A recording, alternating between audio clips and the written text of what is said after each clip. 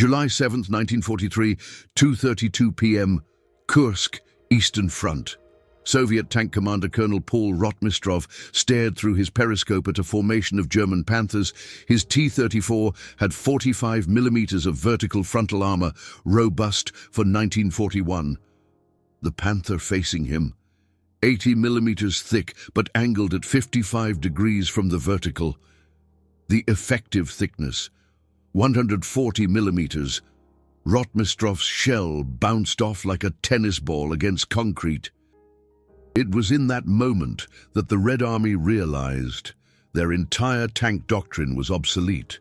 German sloped armor wouldn't just change the battle, it would dominate Soviet tank design for the next 50 years. Until 1943, the history of tank armor was surprisingly simple. Since World War I, there had been an ironclad rule: more thickness meant more protection. British Mark IV tanks had 12 millimeters of steel. French Renault FTs upped that to 22 millimeters. German Panzer IVs reached 50 millimeters on the front. The logic was linear. Double the thickness meant double the protection.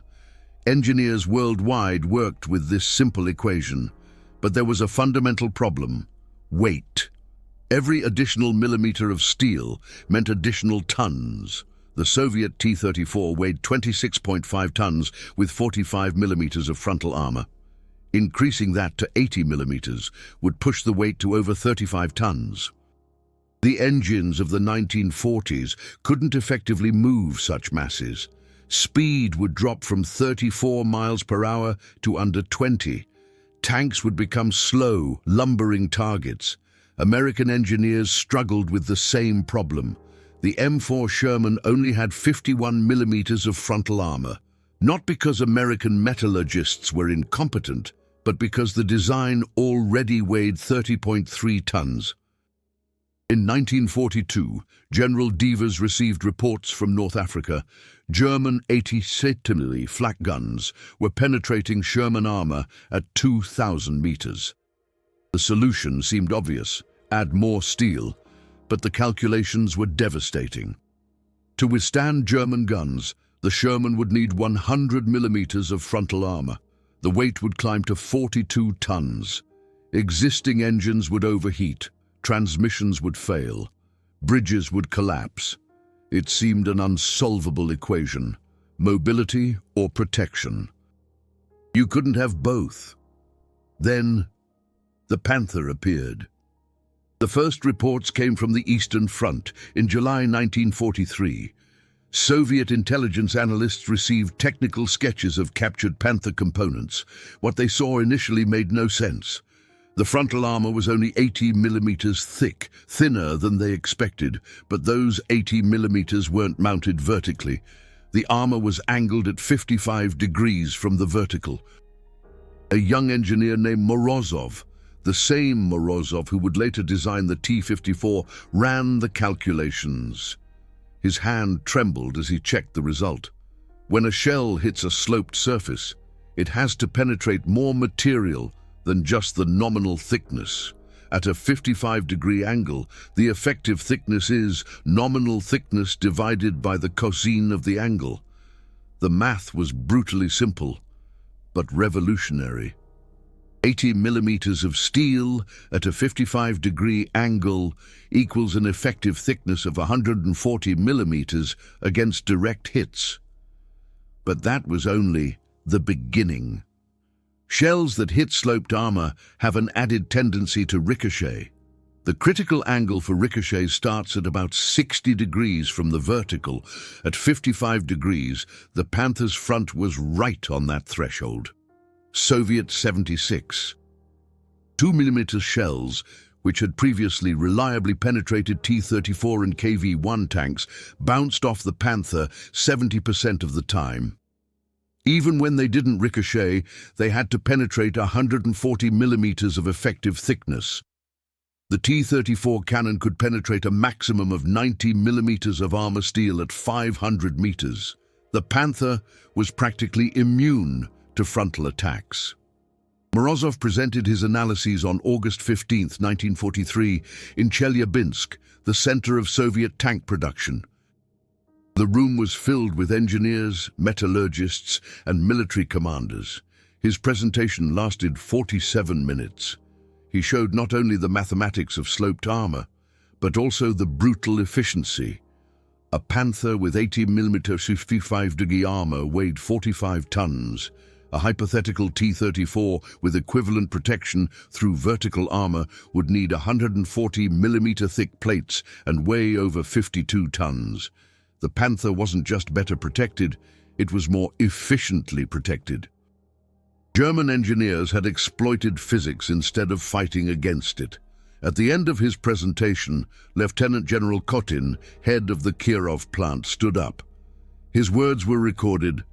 "Comrades, we have been trying to build tanks like fortresses. The Germans have understood that a tank must be a mobile, sloped fortress. We must rethink everything." But the Soviet shift wasn't immediate. T-34 production was in full swing, 1,300 tanks per month in the fall of 1943. Rebuilding production lines would take months and weaken the front. Instead, parallel efforts began. Morozov was given leadership of a secret project. Object 137. The goal was clear: to design a tank that combined Panther technology with Soviet production efficiency. The specifications were demanding: frontal armor with at least a 50-degree slope, a maximum weight of 36 tons, a speed over 31 miles per hour, and production possible with existing tools. The team had 18 months. In parallel, a desperate program was launched to capture intact Panthers. Every captured Panther was immediately taken to the Kubinka Proving Ground, the secret Soviet testing facility 40 miles west of Moscow. There, an expert team of metallurgists, engineers, and ballistics experts waited. They disassembled Panthers number by number. The frontal armor was analyzed with X-rays. The steel composition was determined spectroscopically. The welds were examined under microscopes. Every detail was documented, photographed, measured. What they discovered was even more impressive than the sloped geometry. The German armor wasn't just sloped, it was made of exceptionally hard steel. Brinell hardness tests showed values between 240 and 280 HB for the front plates. Soviet armor steel typically reached 220–240 HB. The Germans had found a way to produce harder material without increasing brittleness. This was achieved through precise temperature control during the quenching process. Steel plates were heated to 1600 degrees Fahrenheit, then quenched in oil at exactly controlled rates. Afterward, they were tempered at 1076 degrees Fahrenheit, a process that balanced hardness with toughness. The welding technique was equally revolutionary. German engineers used automatic submerged arc welding for long seams. This technique, invented in the USA in 1935 but perfected by Germany, allowed for deep penetration and minimal distortion. Soviet welders primarily used manual arc welding, slower and less consistent. The German seams were up to 40% stronger than Soviet equivalents. At the Kubinka Proving Ground, engineers conducted impact tests. German welds didn't fail until subjected to 47 joules of impact energy. Soviet seams failed at an average of 32 joules. But the true genius of the Panther's armor lay in its systemic integration. The sloped frontal armor wasn't just a tilted plate. The entire front structure of the Panther was designed as an integrated system. The upper front plate was sloped at 55 degrees and was 80 millimeters thick. The lower front plate was sloped at 55 degrees and was 60 millimeters thick, thinner because it was further from enemy fire and less likely to be hit. The side plates were only 40 millimeters thick, but sloped at 40 degrees, giving an effective thickness of 52 millimeters. Each plate was optimized for its most probable angle of attack.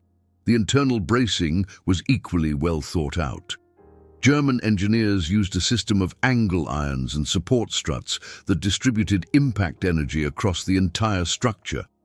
If a shell hit the frontal armor, the kinetic energy wasn't just absorbed by the front plate, it was transferred through the bracing to the side and bottom plates. This reduced deformation and prevented fractures. Soviet tanks used simpler rectangular frames. When their armor was hit, the energy concentrated at the point of impact, often leading to cracks. In the winter of 1943-1944, Mikhail Morozov's team gathered enough data to begin designing Object 137. The first decision was the angle of the frontal armor. The Germans used 55 degrees. Should the Soviets copy the same angle?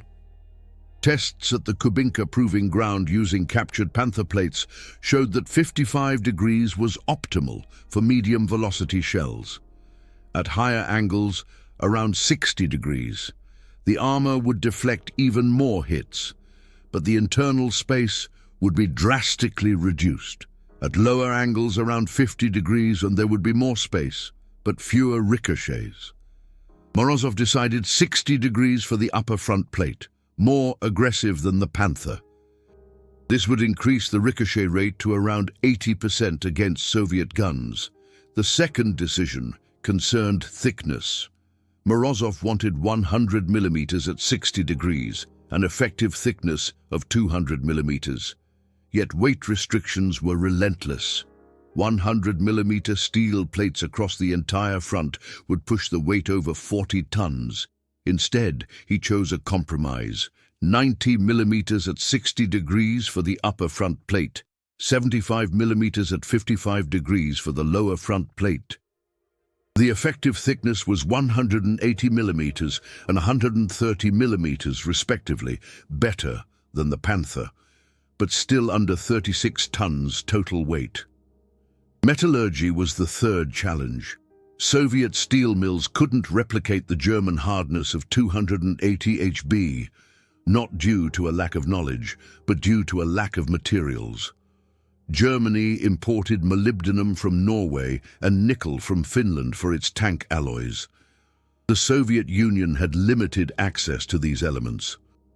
Instead, Soviet metallurgists used higher carbon contents, up to 0.45% compared to 0.35% in German steel.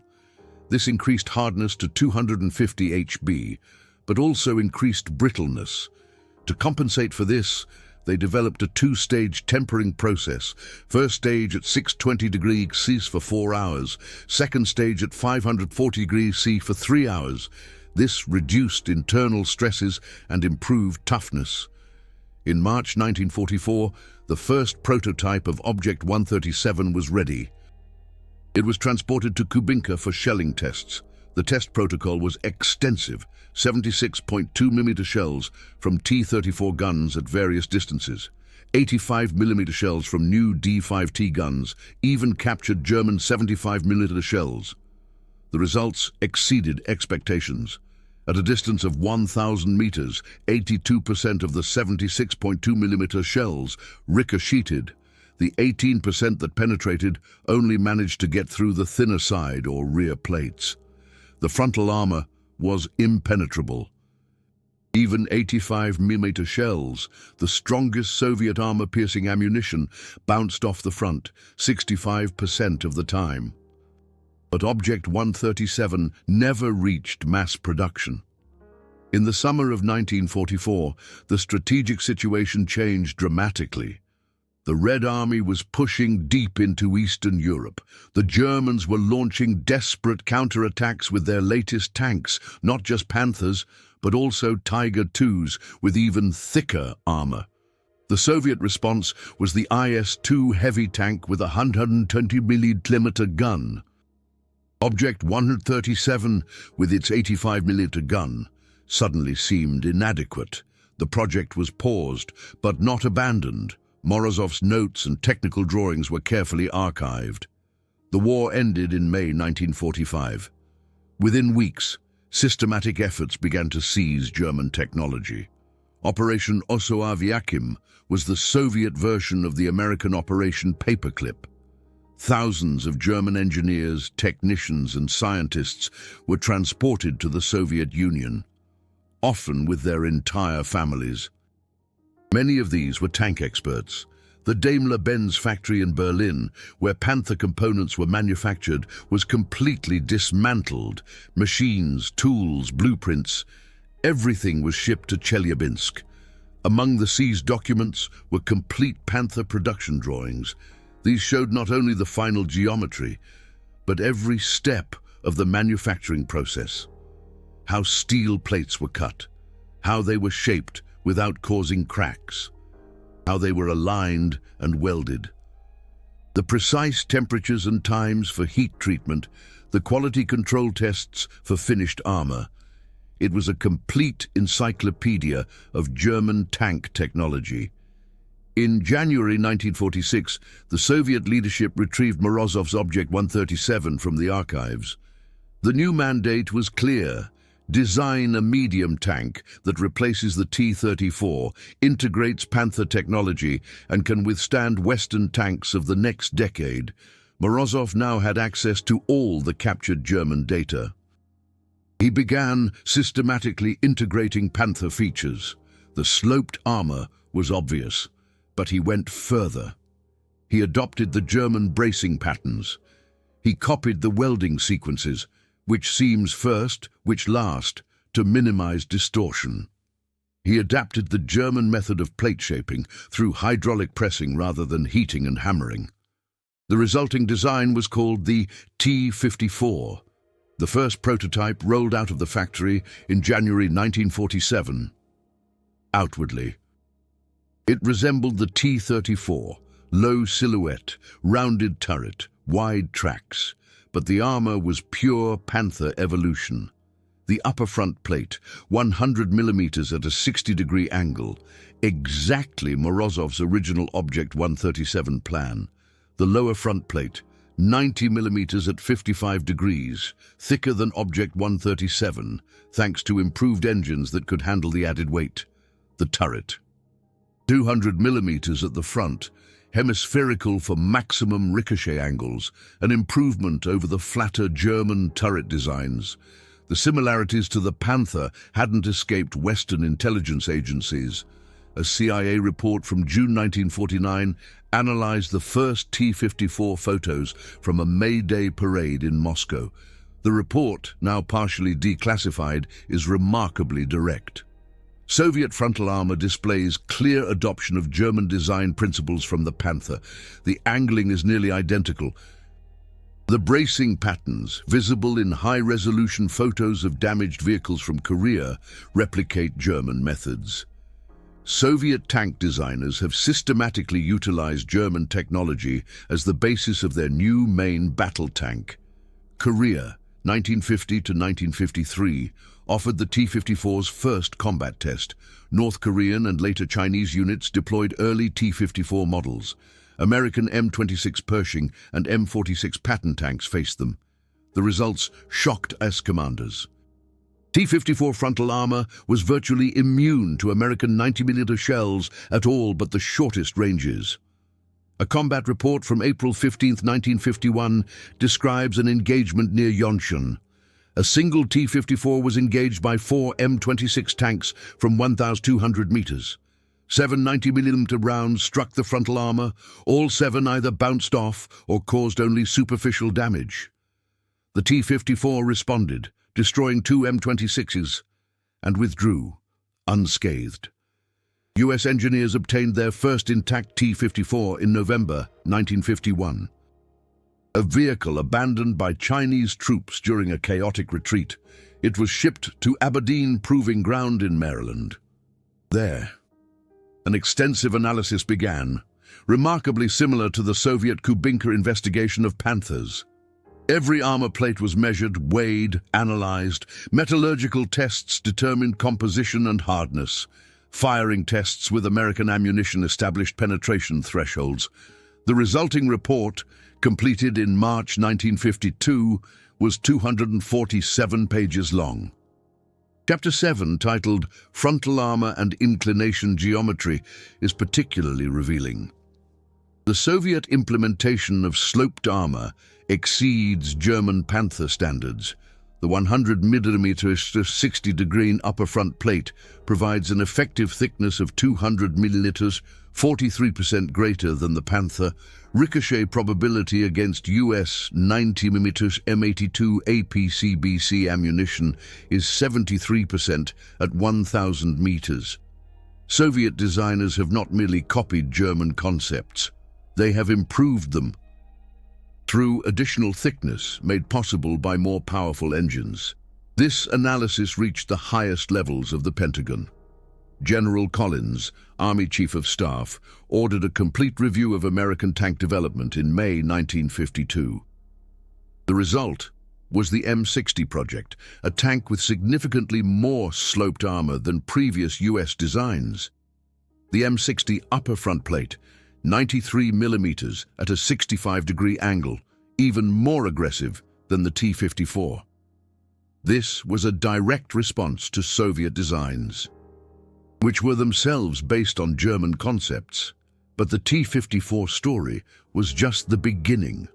Between 1947 and 1981, the Soviet Union produced over 50,000 T-54s and the improved T-55 variant. Every single one had the characteristic sloped frontal armor.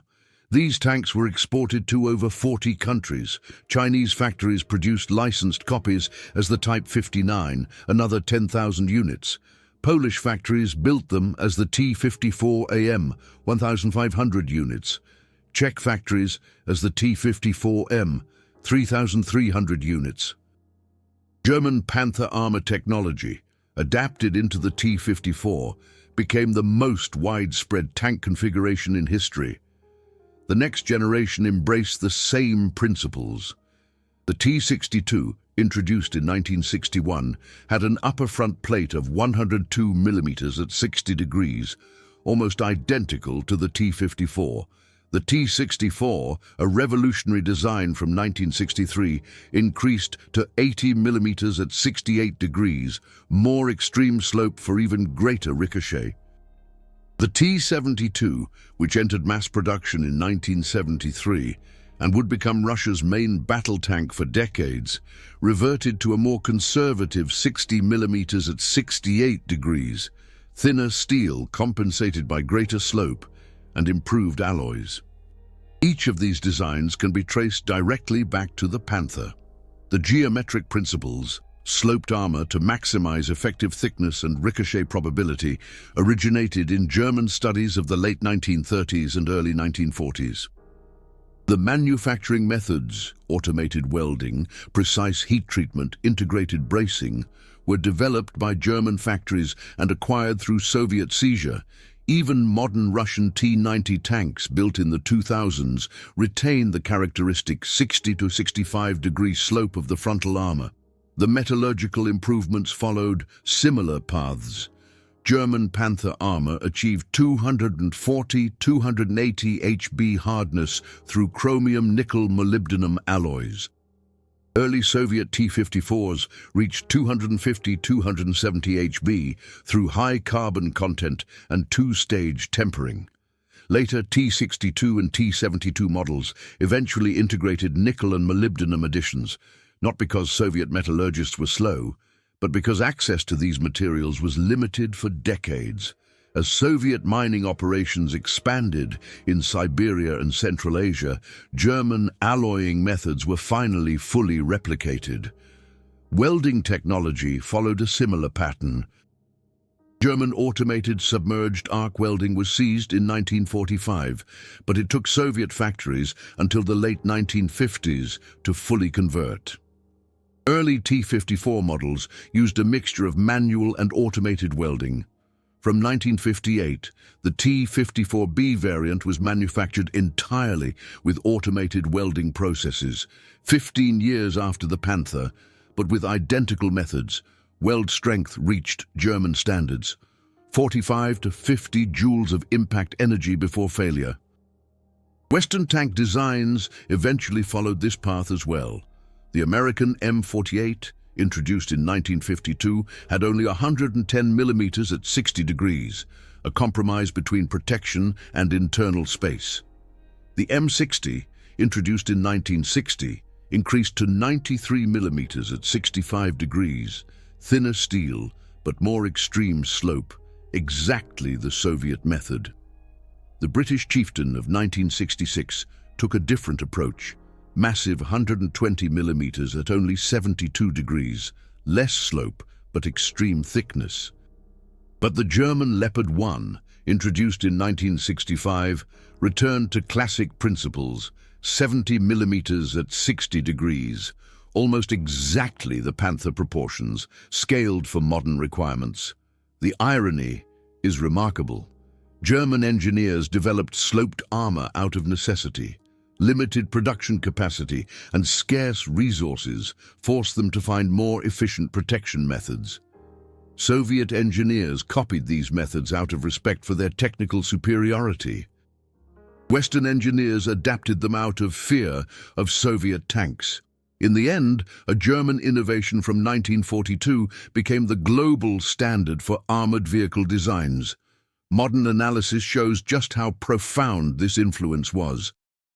A 2015 paper from the U.S. Army Armor School analyzed the evolution of tank armor from 1945 to 2015. The authors identified three revolutionary moments. First, German sloped armor in 1942-1943. Second, British Chobham composite armor in the 1960s. Third, reactive armor in the 1970s. But they noted sloped armor remained the fundamental basis of all subsequent innovations. Chobham plates were mounted at an angle. Reactive armor was installed on sloped surfaces. The geometric principle established by German engineers was never replaced. It was only enhanced. The economic impact is hard to quantify, but immense. The Soviet Union built over 100,000 tanks with sloped armor between 1947 and 1991. T-54s, T-55s, T-62s, T-64s, T-72s, T-80s. If sloped armor saves an average of 30% of steel weight compared to vertical armor, that means savings of millions of tons of steel. At 30 tons per tank and a 30% saving on armor weight, about 8 tons per vehicle. That yields 800,000 tons of steel saved at historical prices of $400 per ton. That equates to $320 million in material savings for the Soviet Union alone. Not including all the countries that copied Soviet designs. The technical educational impact was equally significant. Engineering students worldwide study sloped armor as a classic example of clever design. Physics courses use the mathematics of effective thickness to demonstrate trigonometric principles. Materials science programs analyze Panther steel samples to teach heat treatment. A German innovation born from the desperation of war became a fundamental component of technical education. But it's important to understand, Soviet engineers were not mere copycats. They analyzed German concepts, understood the underlying physics, and adapted them for Soviet production methods and strategic needs. Morozov's T-54 wasn't simply a Soviet Panther. It integrated sloped armor with Soviet priorities, a low silhouette, simple maintenance, and mass production. The resulting tank was, in some ways, superior to the Panther, lighter, easier to produce, more reliable under extreme conditions. Today, 8 decades after the first Panther, sloped armor remains standard. The Russian T-14 Armata, unveiled in 2015, has an upper front plate at approximately a 65-70 degree angle. More precise details are classified. The Chinese Type 99A uses about 68 degrees. The South Korean K2 Black Panther, ironically named after the German tank, uses about 60 degrees. American M1 Abrams variants have 67-82 degree inclines, depending on the model. The geometric principle that German engineers developed out of necessity is now universal. The human story behind this technology is equally fascinating. Morozov, the T-54 designer, worked on tanks until his death in 1976. He also developed the T-64 and laid the groundwork for the T-72. Interviews shortly before his death, now in the Russian state archives, reveal his respect for German engineers. We learned from them that cleverness is more important than raw power. A tank is not a block of steel. It is a system where geometry, material, and function must harmonize. The Germans understood this. We had to learn it. On the German side, the original Panther designers were a group of engineers at MAN in Nuremberg and Daimler-Benz in Berlin. The chief designer was Heinrich Ernst Kniepkamp, a brilliant but controversial engineer. His notes from 1941, recently digitized by the German Federal Archives, reveal his thought processes. Vertical armor is wasteful. Every additional angle reduces penetration. We must make physics work for us, not against us. Kniepkamp died in West Germany in 1966, presumably knowing that his work shaped both Soviet and Western designs. The lesson is clear. Great technical innovations transcend political boundaries. German engineers developed sloped armor. Soviet engineers adapted and improved it. Western engineers learned from both.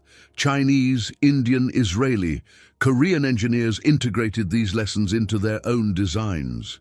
In the end, the entire world benefited from German innovation, Soviet adaptation, and international dissemination. When you see a modern tank, no matter the country, no matter the model, look at the front. The slope, the angle, the geometry. That is the legacy of the Panther. That is German engineering from 1942, translated into Soviet production from 1947, adapted by the whole world over 8 decades. Every angled millimeter is a testament to the power of clever design principles. This history is not just the past, it's the active present. Engineers working on armored vehicles today, whether tanks, armored personnel carriers, or even civilian security vehicles, are using the same principles. Sloped surfaces are now everywhere. Bank vault doors, security barriers, armored limousines. The physics don't change. A 60-degree angle today offers the same advantage as it did in 1943. If you appreciate this technical history, support with YouTube's super thanks. Every contribution enables me to dig deeper.